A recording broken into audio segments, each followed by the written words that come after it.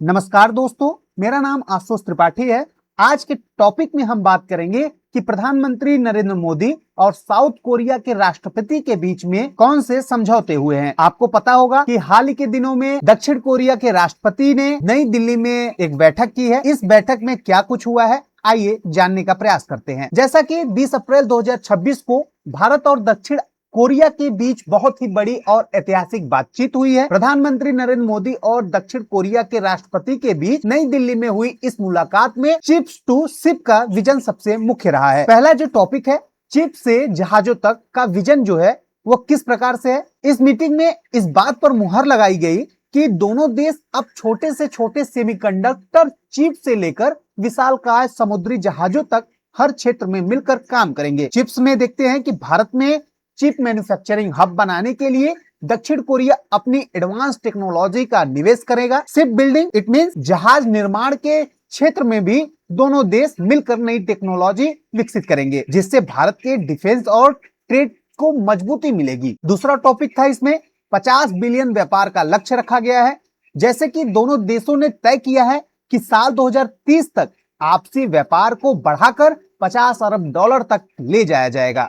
इसके लिए सीईपीए व्यापारिक समझौता को और आधुनिक और आसान बनाया जाएगा। हम बात करते हैं सीईपीए क्या है। तो भारत और दक्षिण कोरिया के बीच सीईपीए का अर्थ व्यापक आर्थिक भागीदारी समझौता है। It means comprehensive economic partnership agreement है। यह समझौता वर्ष 2010 में लागू किया गया था। लागू होने के बाद से ही दोनों देशों के बीच द्विपक्षीय व्यापार और आर्थिक समझौतों में काफी तेजी आई है। तीसरा पॉइंट था कोरियन इंडस्ट्रियल टाउनशिप। भारत में खास तौर पर दक्षिण कोरिया कंपनियों के लिए डेडिकेटेड इंडस्ट्रियल टाउनशिप बनाने का फैसला हुआ है।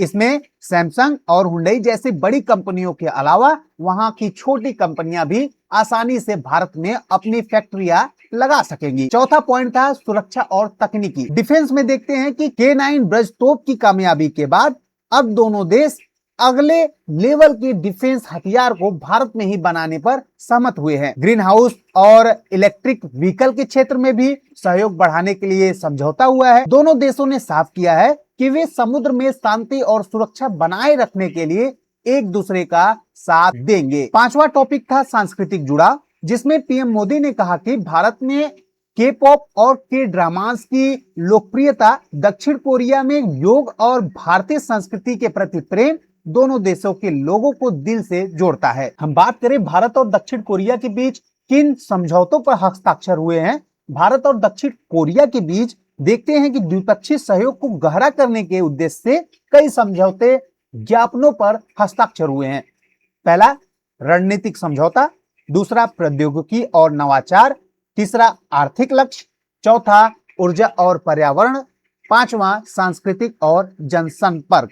आइए इनको एक एक करके जानने का प्रयास करते हैं। पहला रणनीतिक उद्योग। दोनों देश जहाज निर्माण, आर्टिफिशियल इंटेलिजेंस, वित्त और रक्षा के क्षेत्र में सहयोग बढ़ाने पर सहमत हुए हैं। दूसरा प्रौद्योगिकी और नवाचार।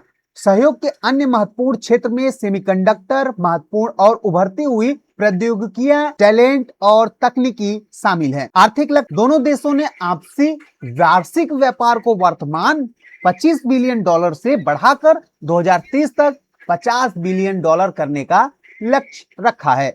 इसके लिए व्यापार और निवेश पर विशेष ध्यान दिया जा रहा है। चौथा पॉइंट था ऊर्जा और पर्यावरण। इसमें देखते हैं समझौते के तहत पर्यावरण और ऊर्जा के क्षेत्रों में भी सहयोग की नई संभावनाएं तलाशी जाएंगी। संस्कृति और जनसंपर्क में देखते हैं कि दोनों पक्षों ने संस्कृति और लोगों के बीच आपसी जुड़ाव को बढ़ावा देने पर भी सहमति जताई है। इट मींस प्रधानमंत्री मोदी ने इस साझेदारी को चिप से लेकर जहाजों तक विस्तृत करने पर बल दिया है।